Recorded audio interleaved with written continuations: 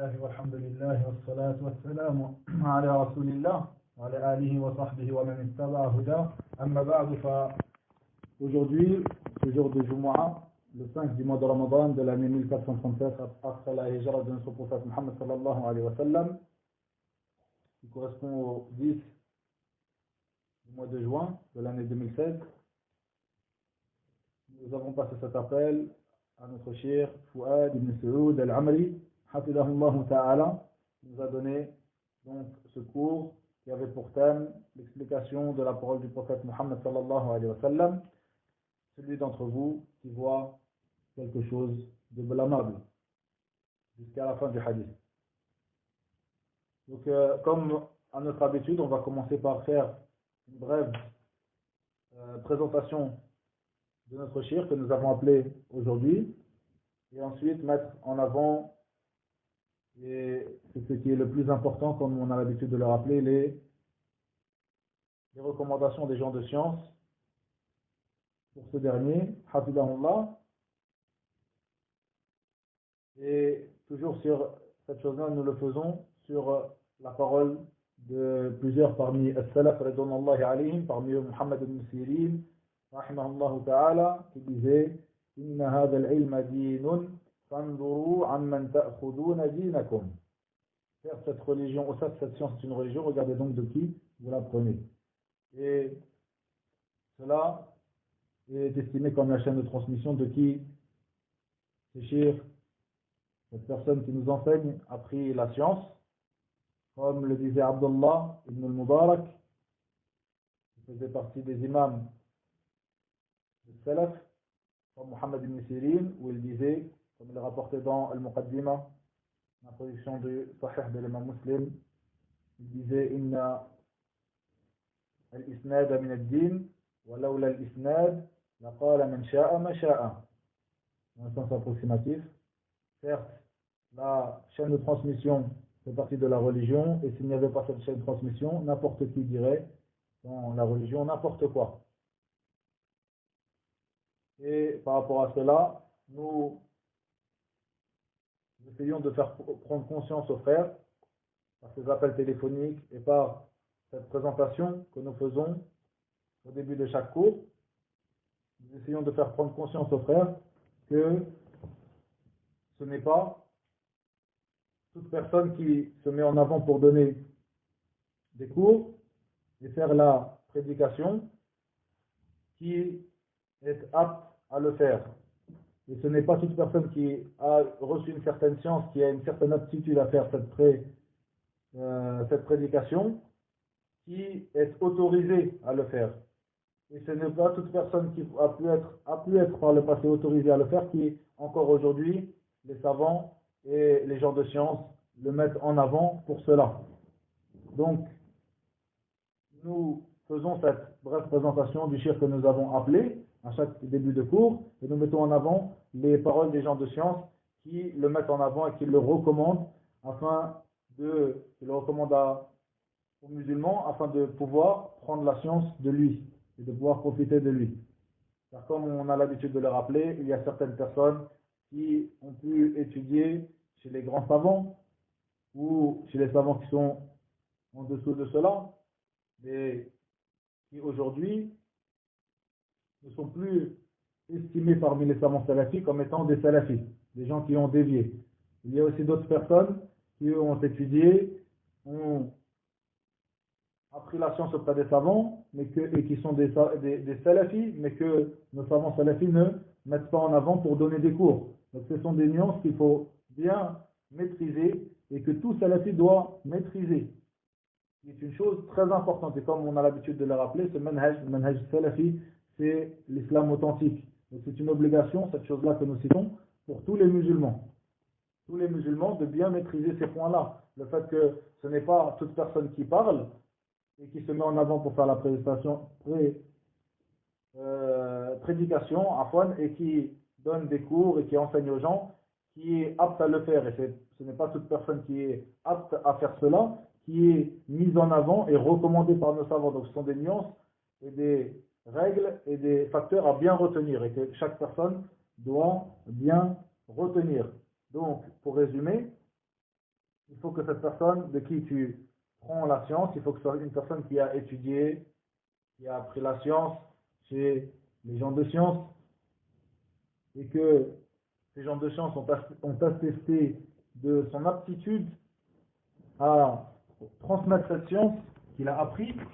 Donc ça c'est un deuxième point. Donc il a appris chez les gens de science. Le deuxième point que ces gens de science ont attesté de son aptitude à retransmettre cette science qu'il a appris. Et ce troisième point, qu'ils attestent de la viabilité de son manhaj. Car bien sûr, il y a des gens de l'innovation qui ont un certain degré dans la science. C'est quelque chose que personne ne va contredire. Les gens de l'innovation, ils ont un certain degré dans la science. Donc, ce degré dans la science, il leur permet d'enseigner. Ils ont une certaine aptitude à enseigner. Ils ont cette aptitude à enseigner. Mais est-ce que leur manhaj, leur méthodologie est viable? Non, ce sont des gens de l'innovation. Donc cette science qu'ils ont appris, eh bien, elle ne leur est d'aucune utilité. Et plutôt, c'est une preuve contre eux. Et ce qui est important de noter ici, c'est que cette personne, ce salafi, qui a appris chez les gens de science, qu'ils ont attesté qu'il était capable de retransmettre cette science qu'il a appris, eh bien, c'est cette personne-là qui est la personne devant qui les gens ont le droit, je dis bien le droit de s'asseoir, car autre que lui, il n'est pas autorisé de prendre la science d'une personne que nous ne connaissons pas. C'est-à-dire la personne qui est devant toi, qui vient donner le cours, qui est l'imam de la mosquée, qui est le cheikh qui vient de tel ou tel pays, on t'a avancé dans ta mosquée pour te dire, là il y a quelqu'un qui va donner un cours, ou qui est cet élève en sciences, ce prêcheur, ou etc., ce professeur de Coran, etc., il faut que tu regardes et il faut que tu sois très attentif à ces points-là. Et comme on l'a rappelé, par rapport à la tazkiya, c'est-à-dire la recommandation, et c'est quelque chose que les savants eux-mêmes mettent en avant. Les savants, les grands étudiants en sciences salafis mettent en avant. Ils font une recommandation, ils disent, telle personne, je le connais, il a un manhaj qui est clair, il a appris, alhamdulillah, donc il est apte à retransmettre, profiter de lui. Cette chose-là, vraiment la recommandation. La recommandation, ce n'est pas le simple fait que cette personne soit le fils d'un tel parmi les gens de science, soit le beau-fils d'un tel parmi les gens de science, une personne qui a été le chauffeur d'un tel parmi les gens de science, ou qu'il enregistre les cours d'un tel parmi les gens de science, bien sûr les gens de science salafi, on parle de salafi ici, mais toutes ces choses-là, ce ne sont pas des recommandations. Et malheureusement, c'est une chose dans laquelle beaucoup de gens de France en particulier tombent, c'est-à-dire que, alhamdulillah, ce frère, c'était lui qui enregistrait les cours de tel shir, donc on y va, on prend le cours. Non, ça ce n'est pas une recommandation. Alhamdulillah, ce shir qui est descendu, il vient de Saoudia. Le fait qu'il vienne de Saoudia, ce n'est pas une recommandation en elle-même. Alhamdulillah, ce shir qui vient de descendre de Saoudia, c'est lui qui lit pendant les cours sur le shir Intel. Ce n'est pas non plus une recommandation. Et à partir du moment où ça ce sont des points qui seront abordés aussi tout au long de ces appels téléphoniques, ce qui est de la critique. C'est-à-dire qu'une personne qui a pu avoir certaines recommandations, eh bien il y a pu avoir peut-être après cela certaines critiques qui ont été faites sur lui, et les recommandations sont antérieures à ces critiques. Donc ça, ce sont des choses à bien mettre en avant et à bien maîtriser. Donc ça, ce sont des choses sur lesquelles on va avancer pendant ces appels, comme on a l'habitude de faire tous les ans. Donc après cette brève introduction, on va commencer avec la présentation de notre cheikh Fouad. Le cheikh que nous avons appelé aujourd'hui, c'est Cheikh Fouad ibn Saoud al-Amri, hafidahullah ta'ala, qui est de la ville de Jeddah, en Arabie Saoudite, dans le Mamlaka al-Arabia Saoudia, le pays du Tawhid et de la Sunna, que Allah le préserve, ainsi que tous les autres pays des musulmans. Amin. Ici, le shir vient de cette ville qui est Jeddah, la ville de Jeddah, et le shir est un membre de ce qu'on appelle Hay'at al-Amr bil Ma'ruf wa Nahy 'anil Munkar. Donc c'est un membre de cette brigade qui interdit le blâmable et qui recommande le convenable. C'est une brigade qu'il y a dans ce pays, le pays de Al-Tawhid, wa Sunnah, Al-Mamlaka al-Arabia Saoudiya, qu'Allah préserve ce pays ainsi que ses dirigeants, et tous nos savants qui y résident. Dans ce pays, il y a cette brigade qui est appelée Hay'at al-Amr bil Ma'ruf wa Nahy anil Munkar, c'est-à-dire donc la brigade qui ordonne le convenable et qui interdit le blâmable. Et les gens qui dirigent cette brigade, ce sont des savants, des grands étudiants en sciences. Et elle a été mise en place par, si je me rappelle bien, donc par le roi Abdelaziz ibn Saoud, qui est le père de tous les derniers rois d'Arabie Saoudite, qui sont aujourd'hui le roi Salman, Hafidahullah, avant lui le roi Abdallah, et autres que lui, avant lui, Rahimahullah, et Rahimahumullah, et c'est leur père donc qui a mis en place cette brigade de l'Amr bil Ma'ruf wa Nahy anil Munkar. C'est une brigade qui s'occupe, comme le Cheikh nous l'a expliqué il y a 2 ans de cela dans un cours qu'il nous avait fait, une question d'un frère qui a été très bénéfique, qui lui avait demandé de nous expliquer un petit peu en quoi consistait cette brigade. Donc il nous avait répondu le Cheikh en nous expliquant que cette brigade interdisait et combattait le shirk, la sorcellerie, c'est-à-dire le shirk, l'associationnisme, l'association à Allah tabaraka wa ta'ala, aussi la sorcellerie, aussi les innovations, il les combattait, il faisait parfois des interventions dans certaines maisons où il y avait sur eux des accusations, et aussi il combattait tout ce qui est blâmable dans notre religion. Et ils ordonnaient le convenable, c'est-à-dire qu'ils ordonnaient Al-Tawhid, ils ordonnaient la Sunnah, ils ordonnaient par exemple le fait de faire la prière à l'heure, ils vérifient si tous les commerces sont bien fermés aux heures des 5 prières obligatoires, etc.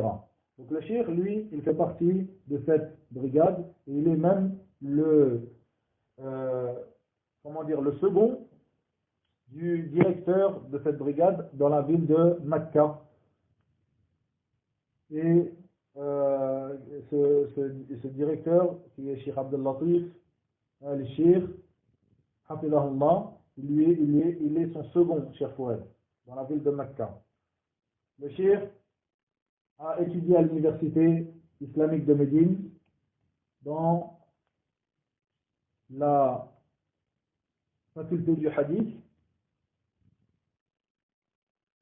et il a eu un diplôme après avoir eu sa licence à l'université de Médine. Il a eu un diplôme à l'université de Mecca, al-Qura, dans ce qu'on appelle al-Hisbah. Donc c'est un diplôme, un haut diplôme qu'il a eu, donc de hautes études, d'études supérieures dans cette université, dans la faculté de l'Hisbah. Al-Hisbah, c'est donc la faculté qui forme ces gens qui travaillent ensuite dans cette brigade.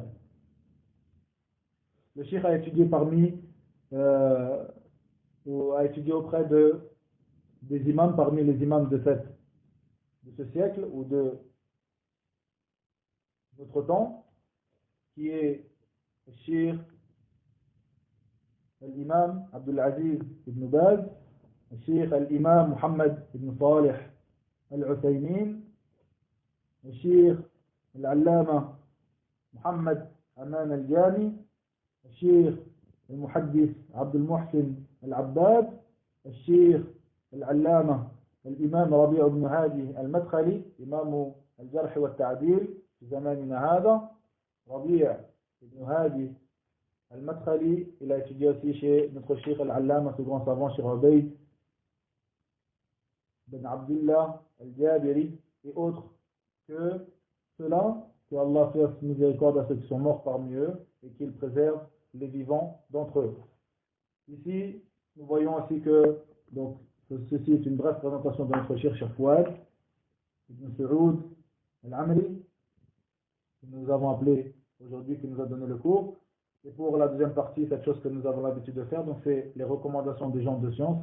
Et je mets vraiment l'accent, comme d'habitude, sur cela, sur le fait que c'est ce point-là le plus important, car le fait qu'une personne, c'est une présentation, ce que nous avons fait, d'avoir cité quelques points de sa biographie, c'est une présentation pour que vous sachiez de qui il a pris la science, un petit peu son parcours. Mais le plus important ici, au moment où vous tendez l'oreille pour apprendre votre religion, c'est de savoir quelles recommandations et qui sont les savants qui le recommandent. Et sachant que ces recommandations aussi sont toujours d'actualité, c'est quelque chose de très important. Donc nous voyons que notre cher Fouad, beaucoup de gens de science le recommandent. Parmi eux, Imam al-Jarh wa al-Ta'dil, Sheikh Rabi' ibn Hadi al-Madkhali, Hafidahullah, aussi Sheikh Ubayd ibn Abdullah al-Jabiri, qui sa tazkiya, donc sa recommandation est répandue sur Internet, vous la trouvez assez facilement sur Internet.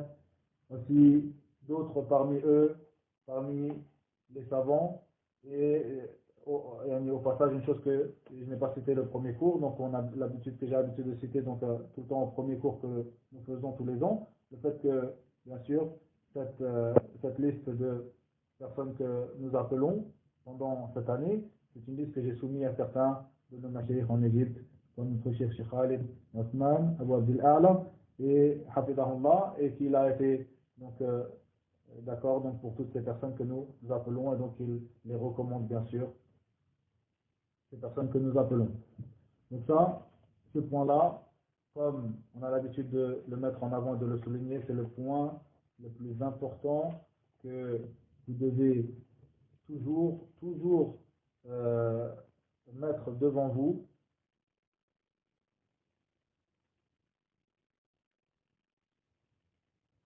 Toujours mettre devant vous,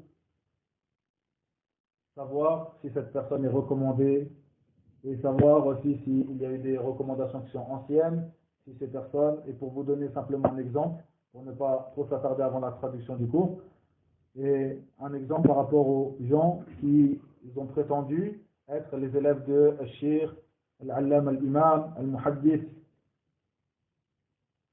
Cheikh Nasr Al-Albani, rahimahullah ta'ala. Donc Cheikh Nasr, il avait certaines personnes qui restaient auprès de lui lorsqu'il était en Jordanie, et qui aujourd'hui, la plupart ou la grande plupart d'entre eux ont dévié.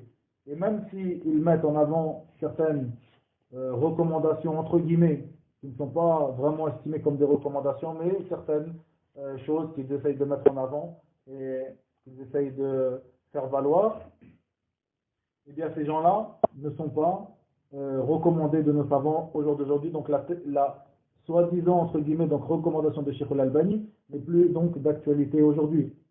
Ces gens-là comme Ali Al-Halabi, aussi Salim Al-Hilali, aussi Al-Uwaisha, qui était venu ici en France il n'y a pas très longtemps, ce sont des choses qui sont importantes de rappeler. Aussi Abu Yusuf, qui a été connu ici en France, malheureusement, avant que nous faisions l'appel il y a à peu près 5 ans de cela, à notre chef Cheikh Ali Ramli, en Jordanie, qui avait mis en garde contre lui, et qu'à la base il n'est pas connu dans tous les cas auprès de nos savants. Salafi, il y a même des mises en garde contre lui car il fait partie de leur groupe de Al-Halabiyin, les suiveurs de Ali Al-Halabi. Donc ces gens-là qui essayent de faire valoir des tazkiyat de nos savants. Parmi eux, vous trouvez aussi Yahya Al-Hajuri, Al-Haddadi, Al-Mubtadi'a, qui lui essaye de faire valoir jusqu'à maintenant et qui écrit en essayant de faire valoir une certaine recommandation de Cheikh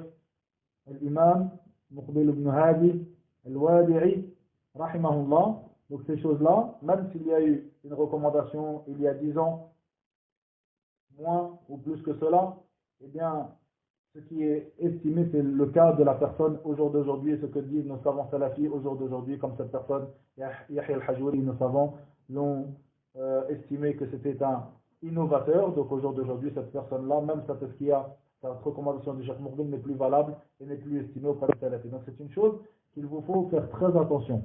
Une chose qui est très importante à mettre devant vous, et c'est une chose qui est d'actualité ici en France. Combien de personnes viennent de tel et tel pays donner des cours tous les ans en France, que vous ne le savez ou que vous ne soyez au courant ou que vous ne soyez pas au courant de leur venue, dans tous les cas ils viennent.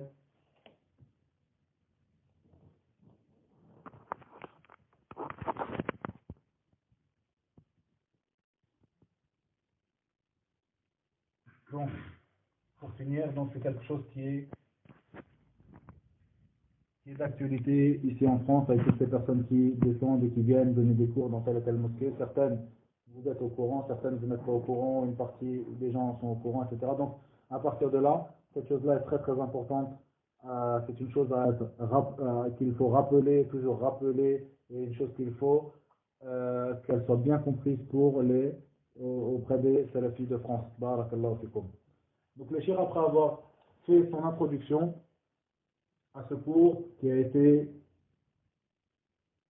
nommé celui d'entre vous, qui a été titré celui d'entre vous qui voit quelque chose de blâmable, ou une chose blâmable.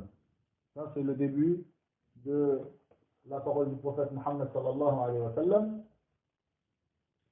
Dans ce hadith, Man ra'a minkum munkara, le cheikh va le citer en entier un peu plus tard dans le cours et commencer son explication. Donc après avoir fait cette introduction, le cheikh nous dit que l'ensemble des messagers d'Allah tabaraka wa ta'ala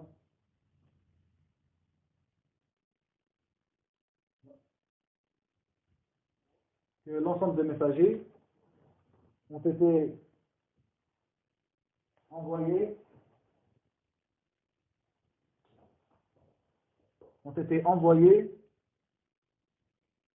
à leur peuple avec le tawhid, c'est-à-dire l'unicité d'Allah. Ils appelaient tous à l'unicité d'Allah tabaraka wa ta'ala. Et le cheikh nous dit que le plus grand des ma'rouf, parce que ici, ce qui est traité dans ce cours, c'est al-amr bil ma'rouf wa nahy anil munkar. Et ce qu'on peut traduire, ou ce qui est traduit communément par le fait d'ordonner le convenable et de réprouver ou d'interdire le blâmable. C'est comme cela qu'il est traduit communément, et comme on a pu voir tout au long des cours, donc ce sont des traductions qui sont approximatives. La langue arabe demande bien plus que cela. Chaque mot dans la langue arabe demande beaucoup plus que cela pour être traduit. Et le cheikh va nous expliquer qu'est-ce que al-ma'rouf et qu'est-ce que al-munkar dans le cours. Donc le cheikh nous dit que le plus grand des ma'rouf, le plus immense des ma'rouf, le plus immense du convenable, les choses convenables, c'est le tawhid d'Allah tabaraka wa ta'ala, c'est-à-dire le fait d'unifier Allah tabaraka wa ta'ala. Et le cheikh nous a cité comme preuve à cela la parole d'Allah tabaraka wa ta'ala, donc dans le sens approximatif de cette parole, de ce verset. Nous avons certes envoyé dans chaque communauté un messager qui disait donc à sa communauté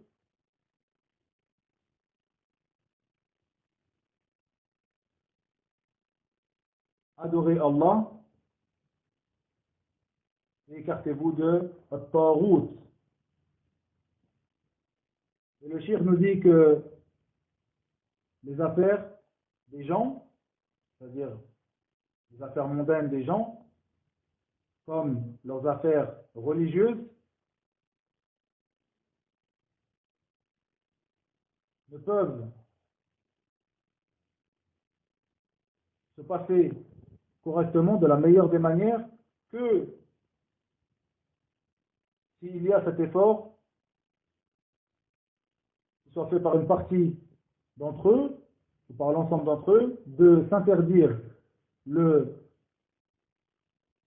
blâmable et de s'ordonner le convenable. Et le cheikh nous cite cette parole d'Allah tabaraka wa ta'ala dans le sens approximatif ici, donc où Allah azza wa jalla nous ordonne d'être une communauté qui appelle au bien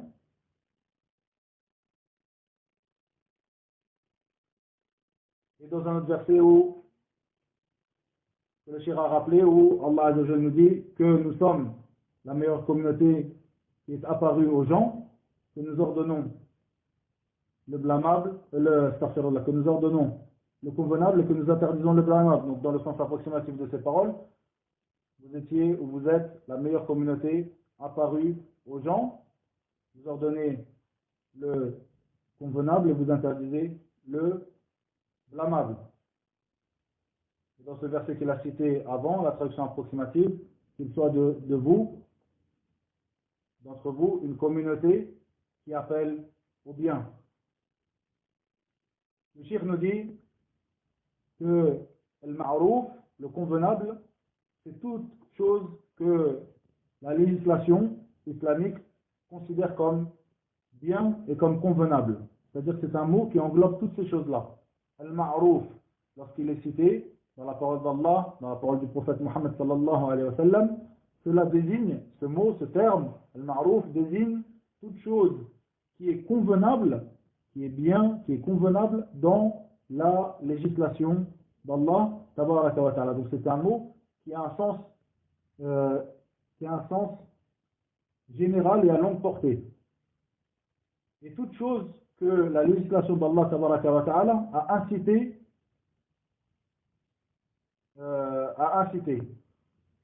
Et le munkar, c'est-à-dire le blâmable, c'est toute chose, c'est un terme qui désigne, qui a un sens large, une longue portée, qui a un sens général aussi, et qui désigne toute chose qui a été interdite et qui est réprouvée dans la législation d'Allah tabaraka wa ta'ala.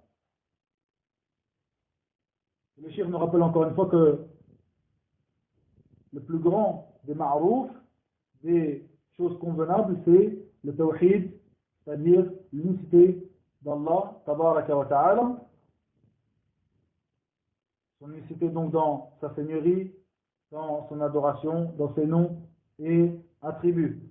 Et ensuite, après le tawhid, la sunnah de notre prophète Mohammed sallallahu alayhi wa sallam. Ces deux choses-là sont les plus grands et les plus immenses convenables. Choses convenables dans la religion d'Allah tabaraka wa ta'ala. Et les deux choses qui sont les plus grands munkar, les deux choses les plus répréhensibles, les plus blâmables dans la religion d'Allah azza wa jal sont le shirk, l'associationnisme et le bid'a, donc les innovations.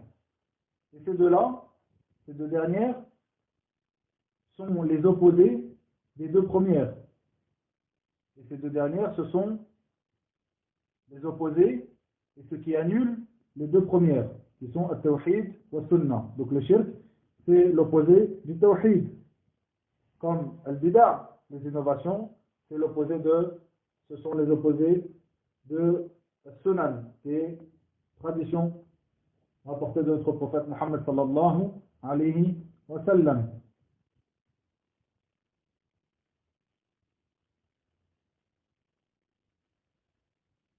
Et le cheikh nous dit que du fait de leur grande importance, le tawhid, le sunnah, ces deux choses-là ont été rappelées et nous ont été ordonnées dans beaucoup de versets et de traditions prophétiques. Il nous a été clarifié et expliqué le châtiment qui est réservé et la punition qui sera réservée à celui qui les délaissera. Il délaissera le tawhid et la sunnah du prophète Mohammed sallallahu alayhi wa sallam. Dans beaucoup de versets et de traditions prophétiques de hadith, il nous a été rappelé cela. Donc il nous a été ordonné de suivre le tawhid ou la sunnah. Il nous a été mis en garde de rappeler la punition qu'encourt, ou le châtiment qu'encourt, celui qui les délaissera.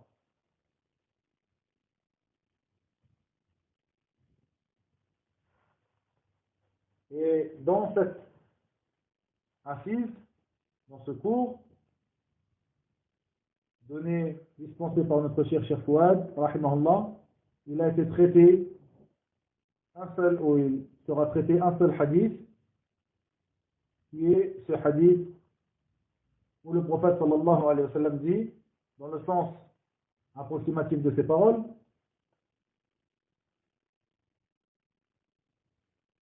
ce hadith qui est rapporté par Abu Sa'id al-Khudri, radiyallahu anhu, où il dit, j'ai entendu, donc dans le sens approximatif de ces paroles, j'ai entendu le messager d'Allah, sallallahu alayhi wa sallam, dire, celui d'entre vous qui voit un mal, qu'il le fasse cesser de sa main. S'il ne le peut pas, par sa langue. Et s'il ne le peut pas, qu'il le réprouve en son cœur. Et c'est là le plus bas degré de la foi. Et ce hadith est rapporté dans le recueil authentique, al-Sahih, de l'imam Muslim. Rahimahullah.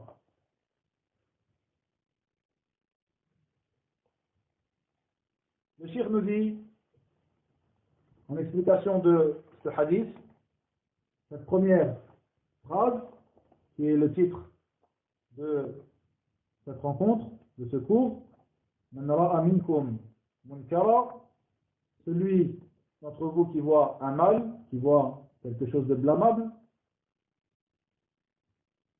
cela fait partie, c'est une parole générale de notre prophète sallallahu alayhi wa sallam, ça fait partie de la généralité. Le cheikh nous dit que celui d'entre vous, man ra'a, celui d'entre vous qui voit, cette chose-là est une parole générale. Donc ceci est un ordre donné à tout musulman qui verrait une chose blâmable. À toute personne, des gens de l'islam, qui verrait une chose blâmable. C'est un ordre que le prophète sallallahu alayhi wa sallam donne à chacun d'entre nous. Car cette parole est une parole générale. Celui d'entre vous qui voit un mal, il lui convient donc à cette personne, comme nous le dit le cheikh ici, hafidahullah, il lui convient donc à cette personne qui aura vu ce mal, cette chose blâmable, de faire ce que le prophète sallallahu alayhi wa sallam lui a ordonné dans ce hadith.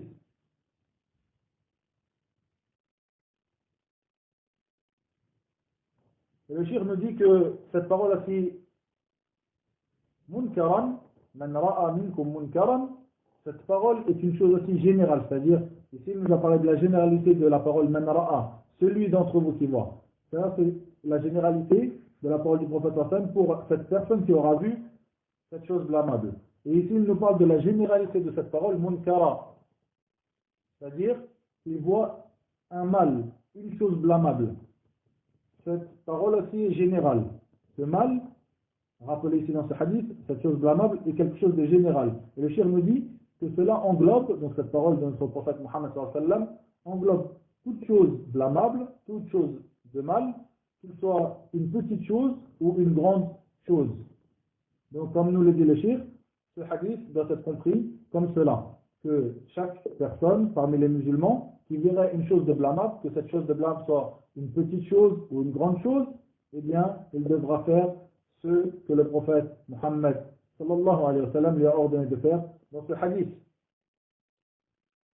Ensuite, le cheikh nous dit que dans cette parole, celui d'entre vous qui voit, man ra'a, celui d'entre vous qui voit, les gens de science ont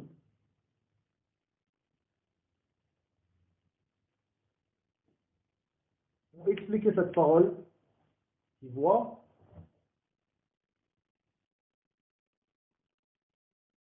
par le fait que pourront tirer comme enseignement de cette parole de notre prophète sallallahu alayhi wa sallam, ou ont tiré comme règle de cette parole, celui d'entre vous qui voit, le terme voir, les gens de science ont dit que ce munkar, cette chose de blâmable, doit être une chose apparente. Puisque le prophète sallallahu alayhi wa sallam a dit, celui d'entre vous qui voit, il le voit. Donc ça doit être une chose qui doit être apparente, sans que cette personne ait à espionner afin de voir cette chose.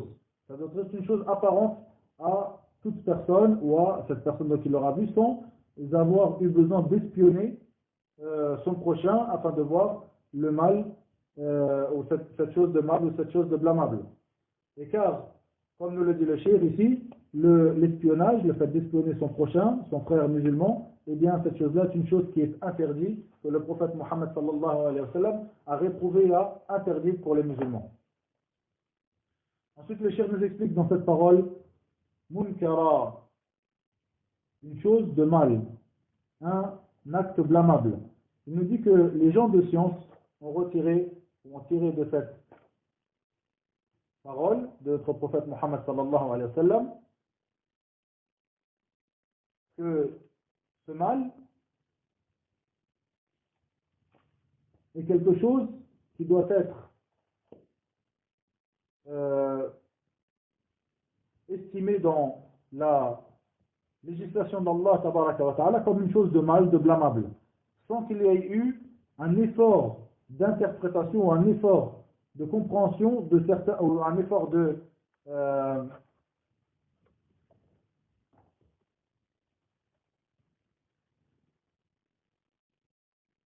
c'est-à-dire que cette chose-là, cette chose de blâmable qu'il sera vu ici, il faut que ce soit quelque chose qui soit connu dans la législation d'Allah tabaraka wa ta'ala par un texte clair ou un consensus qui nous montre clairement que cette chose est une chose de blâmable et qu'il n'y ait pas eu un effort fait par une partie des savants sans qu'il y ait eu de texte clair sur cela, sur le fait que cette chose soit blâmable. Donc à partir de là, il sera autorisé donc ou il sera même ordonné à la personne de changer ce blâmable ou de faire ce que le prophète sallallahu alayhi wa sallam a ordonné dans ce hadith. Mais si cette chose est blâmable par l'effort d'interprétation ou de compréhension de certains savants et qu'il n'y a pas de texte clair ou de consensus auprès des savants sur le fait que cette chose est un acte blâmable, et bien à partir de là, il ne sera pas en droit, cette personne, de faire ce que le prophète sallallahu alayhi wa sallam lui a ordonné dans ce hadith. Et le cheikh nous a rappelé une parole qui est très très importante. C'est une parole, une règle auprès des gens de science qui est connue, qui est que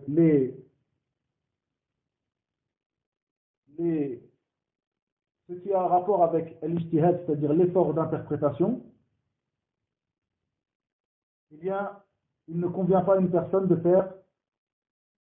réprouver, de faire l'inkar, c'est-à-dire le fait de réprouver cette chose-là. Si,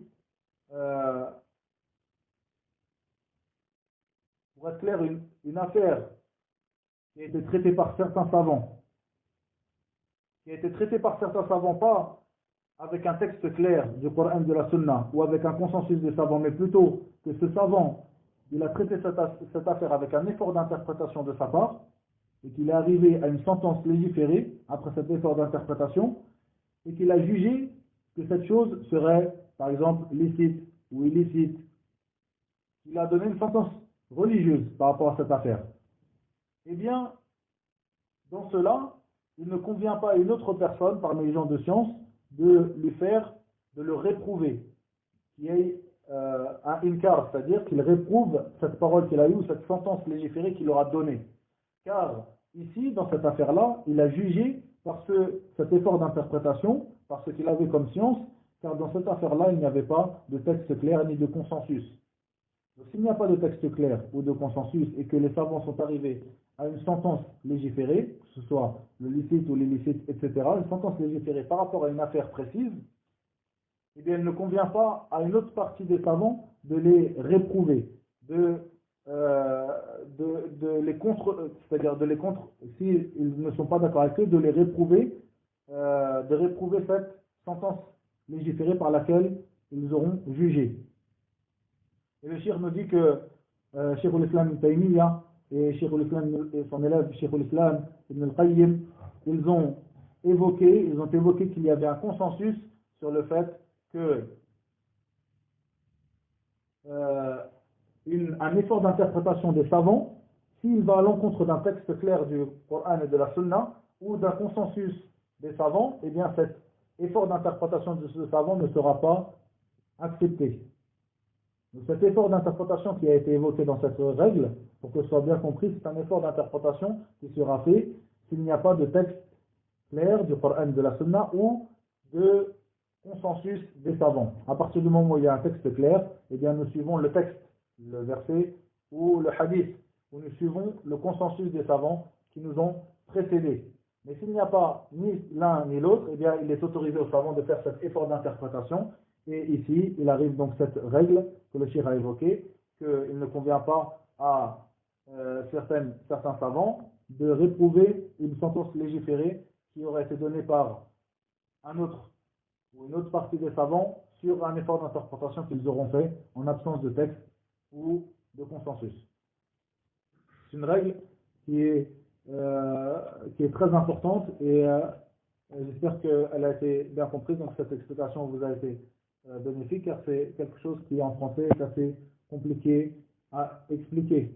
Donc je m'excuse pour la traduction s'il y a eu un petit problème, c'est-à-dire que c'est une règle qui est en arabe facile à comprendre, très importante aussi, mais en français pour l'expliquer ça demande beaucoup plus d'efforts. Ensuite le cheikh continue à nous expliquer donc ce hadith, cette parole de notre prophète Mohammed sallallahu alayhi wa sallam. Il nous dit, quand le prophète sallallahu alayhi wa sallam nous dit dans ce hadith, donc celui d'entre vous qui voit un mal, qu'il le fasse cesser de sa main. Le cheikh nous dit qu'il le fasse cesser. Ceci est un ordre venant de notre prophète Mohammed sallallahu alayhi wa sallam, et l'ordre désigne l'obligation. Donc à partir du moment où le prophète sallallahu alayhi wa sallam t'a ordonné de le faire cesser, c'est une obligation pour toi, au moment où tu vois un mal, de le faire cesser. Ensuite, le cheikh explique qu'il le fasse cesser de sa main. De sa main, le cheikh nous dit que c'est là le premier degré qui a été évoqué dans ce hadith, le fait de faire cesser un mal par sa main. Et c'est la première chose qui incombe à la personne qui voit un mal, qu'il le fasse cesser de sa main. Le cheikh va nous expliquer par la suite que cette chose-là est en fonction de ce qu'il peut faire, de la possibilité de la personne. Et le prophète sallallahu alayhi wa sallam, de par cela, nous dit, et s'il ne le peut pas, par sa langue. Et ceci est le deuxième degré évoqué par le prophète sallallahu alayhi wa sallam dans ce hadith. Le cheikh nous dit, ici, s'il ne le peut pas, ce qui est voulu, s'il ne le peut pas par sa main, eh bien donc qu'il le fasse par sa langue. Et le cheikh nous dit que le fait de faire cesser un mal ou de réprouver quelque chose de blâmable par sa langue, eh bien, ça peut être fait de différentes manières. Parmi ces manières-là, le fait de... En fait, l'ensemble de ces manières tourne autour du fait d'utiliser ce qu'on appelle le hikmah, c'est-à-dire la sagesse. Et la sagesse, le cheikh nous explique qu'est-ce que ça veut dire, donc la sagesse, le hikmah, exactement dans la langue arabe, précisément dans la langue arabe, le hikmah, qui est traduit communément par la sagesse, mais le cheikh nous explique, encore une fois, un mot qui a besoin d'être expliqué et que la traduction communément faite n'explique pas réellement le sens de ce mot qui est al-hikmah. Le cheikh nous dit que le hikmah, c'est le fait de mettre chaque chose à sa place. La hikmah, qui est traduit communément par la sagesse, est le fait de mettre chaque chose à sa place. Et le fait de réprouver, de faire cesser un mal et de réprouver un acte blâmable par sa langue, eh bien, l'ensemble des choses qui sera fait et qui sera réprouvé par la langue, eh bien, toutes ces choses-là devront être faites par sagesse. Et la sagesse, on le rappelle encore une fois, c'est le fait de mettre chaque chose à sa place. Donc le cheikh nous dit que cette chose-là, le fait de réprouver un mal par la langue, il pourra être fait avec douceur, comme il pourra être fait parfois avec une certaine rigueur, avec parfois un blâme, une manière un peu plus dure de réprouver ce mal et de faire cesser ce mal. Donc par exemple, une manière un peu plus dure d'intervenir par la langue.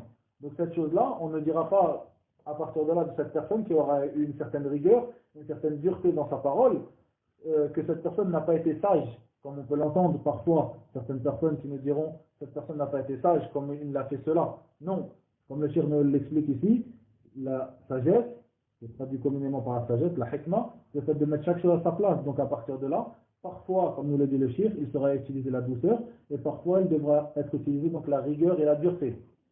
Et en fonction de ce que demande la situation, de ce que cette situation qui est devant nous réclame.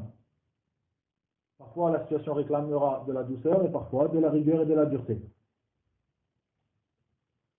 Ensuite, le cheikh nous explique cette parole du prophète sallam où il dit « Et s'il ne le peut pas, donc par sa langue, qu'il le réprouve en son cœur ou par son cœur. » Il le réprouve par son cœur, c'est-à-dire donc en lui-même. Et le cheikh, pour expliquer cette parole de notre prophète Mohammed sallallahu alayhi wa sallam, il a rapporté une parole de Abdullah ibn Mas'ud, radiyallahu anhu, ce grand compagnon, qui a dit, en expliquant donc cette parole, qui a dit que c'est le fait que Allah sache que toi, tu détestes cette chose-là. Comment tu réprouves par ton cœur, Abdullah ibn Mas'ud, radiyallahu anhu, te l'explique, cette parole du prophète Mohammed sallallahu alayhi wa sallam, en te disant que c'est le fait que Allah sache que tu as détesté cette chose, ou que tu détestes cette chose. À partir de là, tu l'auras réellement réprouvé par ton cœur, comme l'a demandé, comme l'a ordonné notre prophète Mohammed sallallahu alayhi wa sallam. Et le cheikh nous dit une parole qui est très importante, il nous dit que la base, le fondement de cela, donc le fait de réprouver par son cœur et en son cœur, le fondement et la base de cela, c'est que tu délaisses cet endroit. Que tu délaisses cet endroit où tu auras pu voir cet acte blâmable. Ça, c'est un fondement du fait de réprouver avec son cœur. C'est une chose qui est très importante.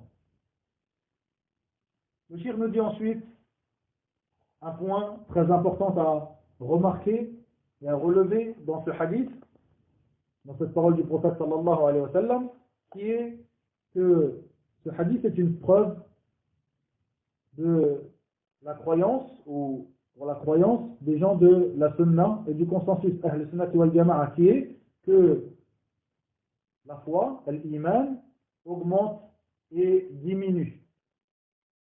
Et le cheikh nous dit que les preuves de cela sont, il y a beaucoup de preuves à cela, ils sont en grand nombre, et parmi ces preuves-là ce hadith, car dans ce hadith, nous voyons certains degrés de la foi. Le prophète nous a expliqué certains degrés de la foi, comme dans sa parole, où à la fin du hadith il dit وَذَلِكَ أَضْعَفُ الْإِيمَانِ. Et c'est donc dans la traduction approximative de sa parole, et c'est là le plus bas degré de la foi, c'est-à-dire le fait de réprouver par son cœur et en son cœur, c'est là le plus bas degré de la foi. Ceci est une preuve que la foi a des degrés. Et si la foi a des degrés, il y a un haut degré et un bas degré, comme nous l'a dit le cheikh. Il y a une forte foi et une faible foi. Et cela montre bien que comment la faible foi peut arriver à une forte foi, peut augmenter en degré, bien sûr, par le fait que la foi augmente et diminue, qui est la croyance des gens de la sunna et du consensus. Le cheikh nous donne une règle qui est très importante dans le fait de réprouver le blâmable et d'ordonner le convenable, ou plutôt dans cette partie-là, le fait de réprouver le blâmable, c'est une règle qui est très importante. Il nous dit que le fait de réprouver le blâmable ne se fait pas par quelque chose de blâmable. Une règle très importante. Le fait de réprouver le blâmable, de réprouver un mal, de faire cesser un mal, cette chose-là ne devra pas être faite par un autre mal.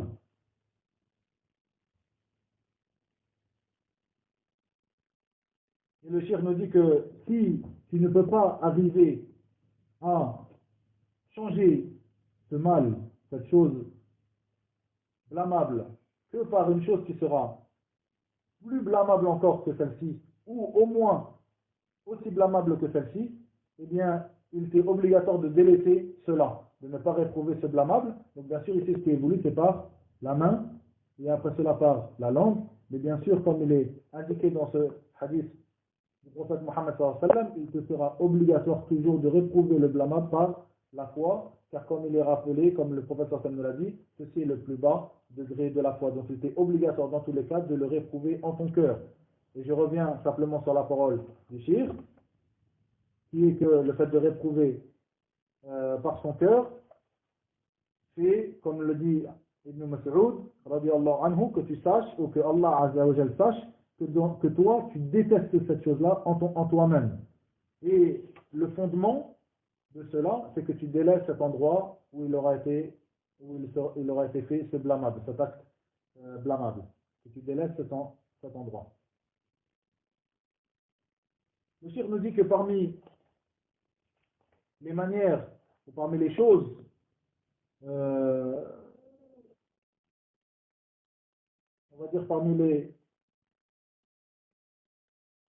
situations connues de la répression du blâmable, d'une chose blâmable, il y a le fait de sortir, de combattre les gouverneurs, les imams, gouverneurs qui sont injustes. Car eux, par leur injustice, ont fait quelque chose de blâmable. Et le Cheikh nous dit que cela, c'est une chose, donc le fait de sortir contre eux et de les combattre, est une chose qui ramène toujours un plus grand mal que le mal que ces gouverneurs ou que ces imams auront fait. Donc à partir de cela, il est interdit de le faire, de sortir contre ces gouverneurs. Et ça, c'est une chose qui est une débat chez les gens de la Sunna. Il est interdit de sortir, de se révolter et de combattre les imams et les gouverneurs, et même s'ils sont injustes. Car dans leur injustice, il y a quelque chose de blâmable. Et il nous est obligatoire de changer le blâmable et de le faire cesser, comme dans ce hadith, dans cet ordre que le prophète sallallahu nous a donné dans ce hadith. Mais, comme donc le cheikh nous a donné cette situation pour illustrer cette règle qu'il a donnée, que le blâmable, il ne doit pas être changé, ou donc il est interdit de changer le blâmable si, en le changeant, nous devrons venir avec une chose qui est plus blâmable encore, ou au moins aussi blâmable que celle-ci. Donc le blâmable n'est jamais changé avec quelque chose de blâmable. Donc, ces personnes qui prétendent changer le blâmable en sortant et en se révoltant contre les imams qui sont injustes, les gouverneurs injustes, et bien ces personnes-là n'ont pas compris cela et ont été à l'encontre de la sunna de notre prophète Muhammad sallallahu alayhi wa sallam dans cela. Et c'est pour cela que le prophète sallallahu alayhi wa sallam nous a interdit de nous révolter contre les imams et les gouverneurs, et même s'ils sont injustes. Car il y a un mal plus grand dans la révolte contre eux que le mal qu'eux-mêmes peuvent faire par leur injustice. Et le cheikh nous dit, une chose qui est très importante ici, il nous dit que cette interdiction de notre prophète de nous révolter, elle est une interdiction que ce soit par les armes ou même par la langue. Une chose que certaines personnes ne font pas forcément, ou à laquelle certaines personnes ne font pas forcément attention, c'est le fait que le prophète Mohammed nous a interdit de nous révolter contre les gouverneurs, même s'ils sont injustes, de nous révolter par les armes, cette révolte par les armes, et de nous révolter aussi par la langue. C'est-à-dire de parler sur ces gouverneurs et de répandre certaines choses sur eux et de les blâmer en public, etc. De toutes ces manières qui rentrent dans le fait de réprouver et de sortir et de se révolter contre eux par la langue.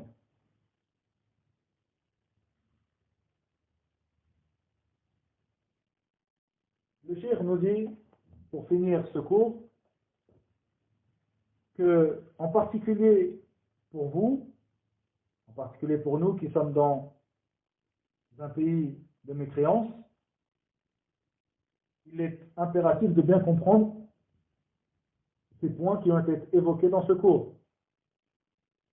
Et que le fait de réprouver le blâmable et de le faire cesser, ici en particulier dans un pays de mécréance, il faut qu'il se soit fait, il faut que cette chose soit faite avec une certaine clairvoyance, une certaine science. Et le cheikh nous donne encore une règle en nous disant que l'obligation, ce qui est obligatoire, n'est plus obligatoire si il y a incapacité. C'est une règle qui est très importante.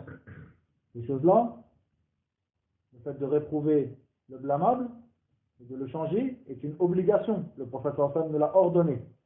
Mais cette obligation n'est plus obligatoire s'il y a incapacité de le faire. Et le shir nous dit donc ici en particulier dans ces pays qui sont des pays de mécréance. Ce ne sont pas les musulmans qui dirigent, ce ne sont pas les musulmans qui sont en majorité. Donc en particulier dans ces pays-là, il faut bien comprendre cette chose-là. Et le prophète sallam a fait pour cela, a donné 3 degrés dans la foi, 3 degrés dans le fait de réprouver le blâmable et de le changer. Ces 3 degrés qui sont par la main, et si la personne ne le peut pas, par la langue, et si la personne ne le peut pas, par le cœur. Le shir nous donne comme exemple, si toi tu as une certaine autorité, et bien à partir de là, tu pourras changer des choses, tu pourras réprouver le blâmable. Comme par exemple, comme le shir nous l'a évoqué, l'autorité que tu as sur ta famille. Tu as donc l'autorité sur ta femme et tes enfants, sur ta famille en général. Donc à partir de là, tu pourras réprouver le blâmable et le changer. Mais ceux sur qui tu n'as pas cette autorité, à partir de là, tu ne pourras rien faire. Donc à partir de là, il vient cette règle que le cheikh nous a évoquée, que ce qui est obligatoire ne l'est plus, avec l'incapacité. Lors de l'incapacité, lorsqu'une personne est incapable de faire cette obligation. Le cheikh nous termine en nous donnant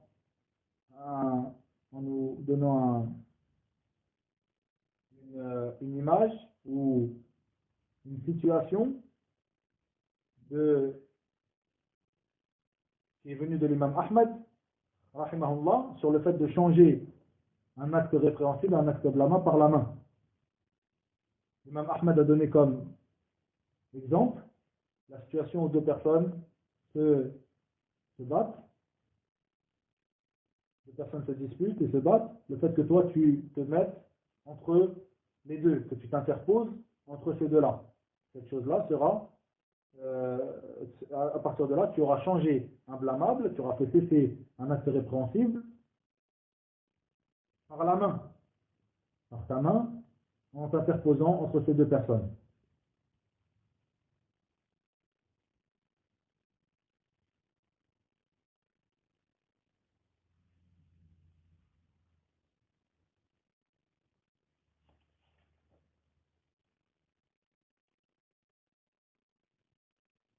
Et le cheikh a terminé donc le cours sur cela, hafidahullah.